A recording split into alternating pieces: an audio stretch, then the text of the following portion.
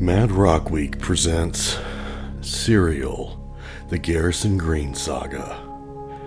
Chapter 29, Overnight Shift. The train horn snapped Bonnie awake out of the hypnotic rhythm of her job. The train yard sat half a mile away, wedged between Author's Point and Sark's Bluff, but the sound still echoed through the 4-story television station like it was leaning over her shoulder and screaming. 3 years on the overnight shift should have dulled it. It never had. Bonnie jumped every single time. She finished logging the commercial times and started the paid program, buying herself 28 minutes and 30 seconds of nothing. The pitter-patter of small feet echoed somewhere above her. The building was deserted. Except it wasn't. Bonnie smiled despite herself. Her daughter loved spending nights at the station, 10 years old and fearless in the way Bonnie had never been. Katie's braver than I am, she thought, stepping away from the master control switcher and into the lobby. There was no version of Bonnie, past or present, that would have explored this place alone at night. The station had once been full of reporters, engineers, salespeople, production crews. 5 years ago, new management had shipped everyone to a better location 30 miles away. What remained were the things that couldn't move: the transmitter, the satellites, master control. The operators were tethered to Borton City by a fiber optic cable that cost more than Bonnie made in a year. She checked the front door, then the riot gate. Chain tight, padlock secure. She turned down the hallway towards the break room. Behind her, a bell rang 3 times. Bonnie paused. The motion sensor, one of the lobby's cameras. By the 3rd chime, she was already halfway down the hall, still smiling at the sound of Katie running overhead. She put a bag of popcorn in the microwave and hit start. Before her finger lifted from the button, the sensor chimed again. Bonnie stepped back into the hall, just as she heard footsteps upstairs. There was no camera up there, only in the lobby, the old studio next to Master Control, and the loading bay, and the fenced-in parking lot outside. Maybe it's Ricky, she thought. Her husband usually picked Katie up near the end of her shift, but he wasn't due for another hour. Something cold slid down Bonnie's spine. Engineers. She called as she rounded the corner into the lobby, triggering the alarm again. She really didn't want to explain a 10-year-old roaming the building after hours. There had to be something in the handbook about that. She rushed into Master Control and stared at the security monitor. 4 screens, split 4 ways. The parking lot was empty except for her dented sedan. The loading bay was still, the studio dark, the lobby empty. "Thank God," she whispered. The relief barely had time to land. A feed alarm chirped from the rack behind her. Bonnie turned and began downloading a talk show scheduled for the following Monday. The motion sensor rang again. The loading bay filled the screen. No one. The alarm stopped. The monitor split again into 4 pieces. Bonnie reached between 2 metal racks and pulled free a baseball bat. It was faded blue aluminum, dented almost beyond recognition. Only a few letters remained on the barrel. Bomb bat. She called it the bomb. The microwave beeped. Bonnie jumped, dropped the bat. The clatter echoed through the station before dissolving into silence. "Katie!" she shouted. Nothing. She leaned over the intercom. "Catherine Ingrid Thompson. Get your dumb butt down here right now." Usually that earned frantic footsteps. This time, nothing. She counted 15 seconds. Then the sensor chimed again. The lobby camera filled the screen.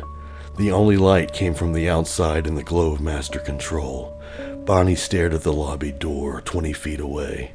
She moved toward it, slow and careful. "Katie?" she called softly. "Come on out, sweetheart." Nothing. Her eyes drifted to the blue door marked on air leading into the old studio. She hated that room. Boo! Katie leaped out wearing an old Mardi Gras mask. Bonnie screamed. "Did I get you, Mommy?" Katie laughed. Bonnie bent over, hands on her knees, gasping. Katie hugged her and plopped into the control chair. "What have I told you about Bonnie started. The sensor chimed again. She froze. The loading bay, full screen, empty. Maybe it's the ghost, Katie giggled, spinning. Bonnie didn't believe in ghosts. Did you make popcorn? Katie whined. I'm hungry. Don't move, Bonnie said. I'll be back. She hurried towards the break room. Stopped. The microwave door was open. The popcorn was gone. Crunch. Crunch. Bonnie looked down. The popcorn littered the hallway floor leading toward the restrooms, toward the studio. They were not alone. Mommy! Katie screamed. Someone's here! Bonnie ran. Katie pointed at the monitor. Headlights flashed beyond the parking gate. Is that Rick? Bonnie checked the clock. Too early. She grabbed the jacket hanging from Katie's chair and pulled out her phone. 10 missed calls. She dialed. You scared the shit out of me, Rick snapped. I've been calling. Well, why didn't you use the landline, Bonnie said. I did. It's dead. Bonnie hit the gate opener. Someone's in here, she whispered. I'm coming in. Rick entered the loading bay. The sensor rang again. Minutes passed. No Rick. A soft thump echoed from the far door. Rick? She yelled. Another thump. Then a wet hiss. Bonnie pushed the door. Rick's bloody hand slid underneath. Run, he whispered. The sensor rang. Bonnie turned. The tall, gray-haired man stood in the lobby. He was reaching for Katie. Bonnie screamed and charged. The razor flashed. The bat smashed his jaw. He shoved her into the switcher. The blade kissed her face. Pain came later. The boot came next. Teeth scattered. Ribs cracked. Her leg broke. Katie ran. The man followed. Bonnie crawled. Katie! The sensor rang. The loading bay filled the screen. Katie stood frozen beneath the lights. Bonnie slammed the intercom. The man stepped into frame behind her. Bonnie screamed. The blade flashed. The body hit the floor. The man walked out into the night as Bonnie collapsed, and the station went silent. Chapter 30. What lies under the overpass? John leaves Lerner in the Rook room, still chasing shadows that won't sit still. He goes home but doesn't bother lying to himself about sleep. There will be no sleep tonight. His mind is a furnace, thoughts clanging, sparking, screaming for order. He pulls on his jogging clothes and heads for the overpass. There's only that one destination. A chance for the train to silence the noise. A chance for peace. A chance for something else. Something that he doesn't name. His feet hit the pavement like a snare drum warming up for war. Each step lands on a question he doesn't know how to solve. Why has he escalated so fast?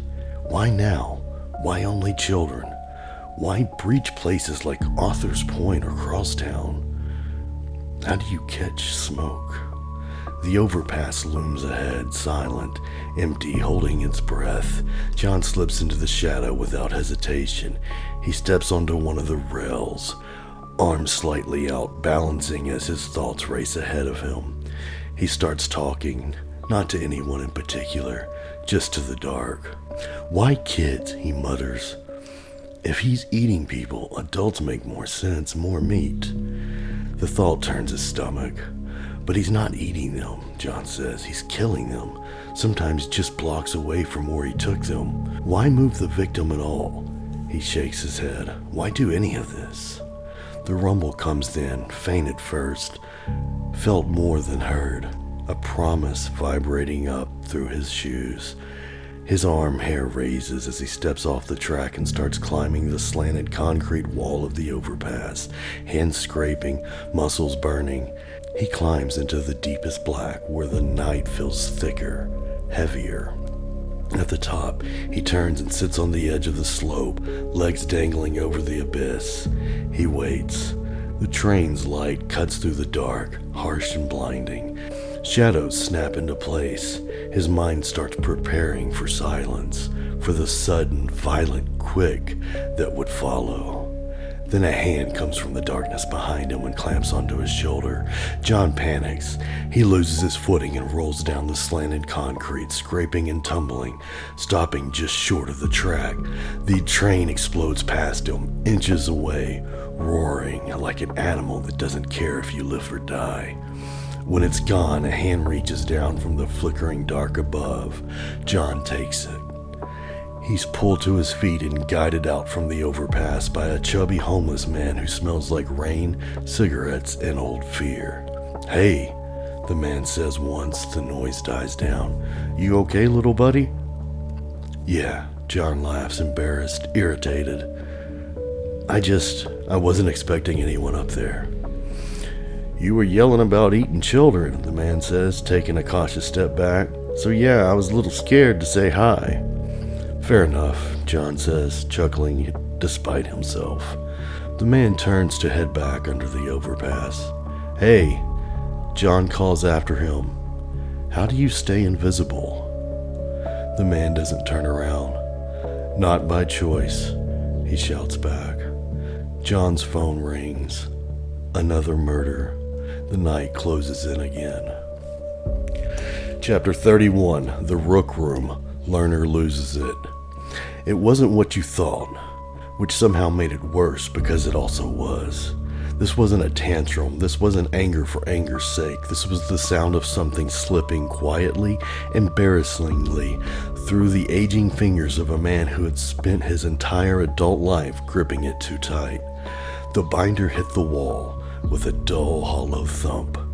Not loud, not dramatic, just heavy enough to echo. Papers fanned loose across the cold tile floor like fallen feathers. Case notes and photocopies sliding into one another. Years of work reduced to clutter in under a second. The sound carried down the empty halls of the station. Bounced once, then died. Joe noticed. He always noticed. There wasn't much else to do in the Rook Room except notice things that didn't matter and wait for things that never came. He yanked his headphones off, the tail end of some half-forgotten song still bleeding quietly from one ear cup. "What the hell, man?" Joe shouted. There was a desperate enjoyment in it. "I can't find him." Lerner's voice cracked through the room, sharp and raw. It didn't sound like a shout meant for Joe. It sounded like something dragged up from deeper. "He's here," Lerner went on, pacing now, hands flexed uselessly at his sides. "Somewhere in this goddamn county, and He stopped, pressed his palms into his eyes. "I just can't see him." "We," Joe said. The word slipped out before he could stop it. Lerner looked at him. Actually looked. "We?" Lerner laughed short and humorless. The sound scraped. "We," he gestured vaguely at the room, at Joe, at the walls. "Haven't really contributed all that much, have we?" Joe stiffened. "Hey," he said, "me and Barney found the plantation. That was something." It hung there between them, fragile and small. Lerner took a step back. He hadn't meant to swing that hard. The kid wasn't wrong, and for a moment, just a flicker, he saw himself reflected in Joe's face. The same hunger, the same need to be useful, to matter. That flicker passed. Joe stood and walked to the front of the room, stopping beside Lerner and the massive county map bolted to the wall. Zeeland County spread out before them in tired greens and yellows, roads like veins, towns like bruises. 15 or so pushpins littered it, each carefully labeled in Lerner's neat, obsessive handwriting. "Let me help," Joe said. "Sure, Joe," Lerner replied, the sarcasm slipping back in like muscle memory. "Where do you think Garrison is?" Joe felt the sting but pushed forward. He always did. "I don't think that's the next question." Lerner turned slowly. His eyes were bloodshot. Exhaustion clung to him like smoke. "Oh, really?" he said. "Then enlighten me. What, may I ask, is the next question?" Joe exhaled. For some dumb reason, he needed this man to take him seriously. Needed in the way it felt unhealthy and unavoidable. "The next question," Joe said, "is why now?" Lerner's mouth opened and closed again. "Why now?" he muttered. The words came out softer, older. Joe stepped forward, momentum taking over. "No, hear me out." He pointed to the map. His fingers hovered, then began to move. Tap, tap, tap across the pins. "You've been chasing everything but Green. You're chasing his legend. You're chasing his past. You're chasing the shadow, and God knows who else you're chasing. But you're not looking at what's happening right now." Lerner watched him silent. "Why this town?" Joe continued. "Why children? Why at this speed?" His voice rose sharp with urgency. "This isn't random. It's not escalation for the sake of it. It's a message." "To who?" Lerner asked quietly. Joe swallowed. "I don't know," he admitted. "But it's meant for someone." Lerner stared at the map. For a long moment the room was silent except for the faint hum of the old fluorescent lights overhead. The Rook room smelled like dust and burnt coffee and failure. It always had. "Joe," Lerner said. The phone rang. Both of them flinched. Lerner crossed the room and picked it up, already knowing. He didn't bother sitting. "Yeah," he said. A pause. His shoulders sagged. "Where?" Another pause. He closed his eyes. "I'll be there." He hung up and turned back to Joe. "There's been another murder," he said. Joe didn't speak. Somewhere, deep down, something cold and quiet smiled. Chapter 32. The Hernandez Report. The Sundown Cafe was packed in the way only small-town cafe could be packed, not because the food was exceptional, but because fear travels faster than hunger, and people prefer to chew when they're afraid. Forks clanked, coffee steamed, television murmured, and every single eye in the place avoided the four men in the corner booth. They might as well have been contagious. The Shadow Squad, as the locals had begun calling them with a mix of sarcasm and accusations, sat beneath a faded painting of a yellow sunrise that hadn't felt hopeful in at least 15 years. Sonny Lerner kept picking this place because he liked the omelets. That's what he told himself. Truth was, he liked watching John and Sarah orbit each other like reckless planets. He liked remembering what it felt like when blood ran hot instead of tired, when a woman's smile meant something simple instead of complicated, when the worst thing in the world was heartbreak, not murder. He stirred his coffee long after the sugar had dissolved. Across from him, John tried not to look at the man who hadn't slept in 3 days. Sarah stepped up to the table with a coffee pot. "More coffee?" she asked. Flat, almost bored. But she smiled when she looked at John. There was something deliberate about it. "Sure," John said, lifting his cup in surrender. "One more round." He looked like a man apologizing for something he didn't fully understand. They were no closer to catching Green, and everyone knew it. They sat in silence. They had agreed, no more case talk in public. Too many ears, too many phones recording, too many whispers becoming headlines. So they sat and thought. Barney stared at the condensation sliding down his water glass and saw his children's face in it. They were almost the same age as the latest victim. He had tucked them in the night before and lingered longer than usual in the doorway, watched their chest rise and fall. The world was supposed to make sense. Bad men were supposed to get caught. He wasn't sure he believed that anymore. Joe shifted in his seat like a man trying to crawl out of his own skin. His nerves were cooked. He wanted a dab. Just one. Something to turn the volume down in his head. He thought about Barney's kids too. He was their godfather. He thought about Lerner chasing the shadow instead of Green. Wrong ghost, he kept thinking. Wrong damn ghost. He pushed his chair back. "Bathroom," he muttered. No one looked up. Lerner wasn't in the cafe anymore. He was standing in a tree line somewhere far away in his mind. He had never really been hunting, not properly.